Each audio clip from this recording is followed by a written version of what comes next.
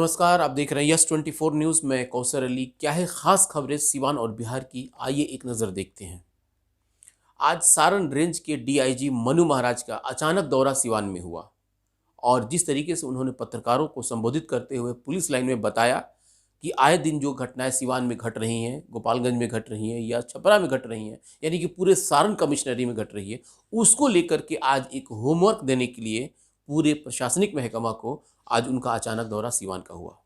और जिस तरीके से आए दिन जो घटनाएं हो रही हैं उसके बारे में भी मनु महाराज ने खुल करके पत्रकारों से बात की। ये वही है मनु महाराज जी जिनके बारे में कहा जाता है कि इनका स्टाइल और इनका काम करने का अंदाज जो है कि बिल्कुल हर अफसरों से बिल्कुल अलग है और काफ़ी तेज़ तर्रार माने जाते हैं, खास करके अपने प्रशासनिक महकमों में। वैसे आमतौर पे इनके बारे में चर्चा काफ़ी रहती है कि वो बहुत ही सटीक और बेहतरीन तरीके से काम करने का इनका अंदाज जो है वो सभी को पसंद आता है।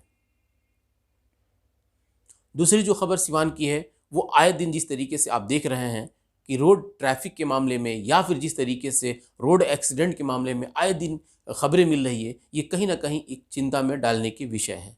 कल आपने देखा जिस तरीके से सिवान के ही गुटनी थाने के जतौर गांव में हाईवे पे जिस तरीके से एक खतरनाक घटना हुई जिसमें 2 व्यक्ति की मौत हो गई। ठीक आज उसी तरीके से सुबह में भी मुफस्सिल थाने के सूता फैक्ट्री के पास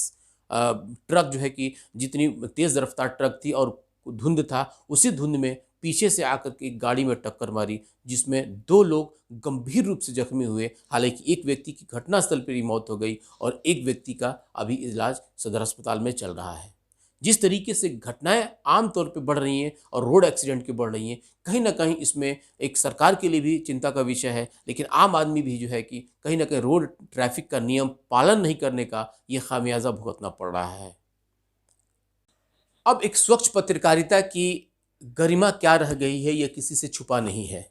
और एक स्वच्छ पत्रकारिता कहते किसे हैं, ये भी ना तो आपको बताने की ज़रूरत है और ना ही ये किसी से छुपी हुई है। सवाल तब मजबूत ये हो जाता है जब हम सरकार के उन कारनामों को या उनके काले करतूतों को अगर दुनिया के सामने रखना शुरू कर देते हैं, तब असलियत समझ में आती है। आप चाहे जितने भी बड़े और जितने भी अच्छे पत्रकार क्यों न हो, जितने भी ईमानदार पत्रकार क्यों न हो, अगर सरकार की उन नाकामियों को अगर आपने दिखाने का ज़रूरत किया तो आप मान लीजिए कि आप या तो देशद्रोही हैं और नहीं तो आपके ऊपर सरकारें किसी भी तरीके से दबिश करने के ऊपर मजबूर हो सकती है। सवाल तब मजबूत ये हो जाता है कि जब आप ही के घराने के लोग, आप ही के पत्रकारिता जगत के लोग, आप ही के जानने वाले लोग जब आपका समर्थन या आपका सहयोग नहीं करते हैं, उसमें भी ये देखते हैं कि सच में इसने सरकार के खिलाफ कोई बात कहा है या फिर जनता के हित में।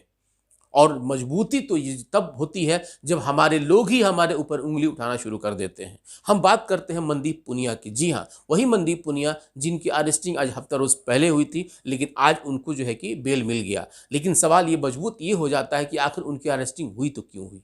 जबकि वो कई दिनों से किसान आंदोलन को कवरेज कर रहे थे, कई दिनों से सिंधु बॉर्डर पे ग्राउंड रिपोर्टिंग कर रहे थे। लेकिन उनकी अरेस्टिंग तब होती है जब कथित तौर पे गांव वाले उन किसानों के ऊपर आक्रमण करते हैं जो ये कहते हैं कि हम लोग गांव वाले हैं और हम लोगों को जो है कि इससे नुकसान हो रहा है। लेकिन जब सच्चाई सामने आती है तो उसमें से गांव वाले कोई नहीं थे, बल्कि कथित तौर पे या फिर जिस तरीके से भी हो वो किसी न किसी पार्टी के पक्ष में आए हुए थे। और यही सच्चाई मनदीप पुनिया ने दिखा दिया और जिसका नतीजा हुआ कि पुलिस उनको अरेस्ट की और बहाना बनाई जा रही थी कि उनके पास जो है कि आईडी कार्ड नहीं था। सवाल ये उठता है कि जब वो पुलिस उनके ऊपर अरेस्टिंग कर सकती है, लेकिन वो पत्रकार जो पत्रकारिता के साथ साथ उसके सहयोगी भी रहे होंगे, उनके साथ भी रहे होंगे, दिन रात उनको देखे भी होंगे, वो लोग खामोश क्यों हैं? खामोशी तब और भी ज़्यादा मजबूत हो जाती है, देखने में आती है कि जब लोग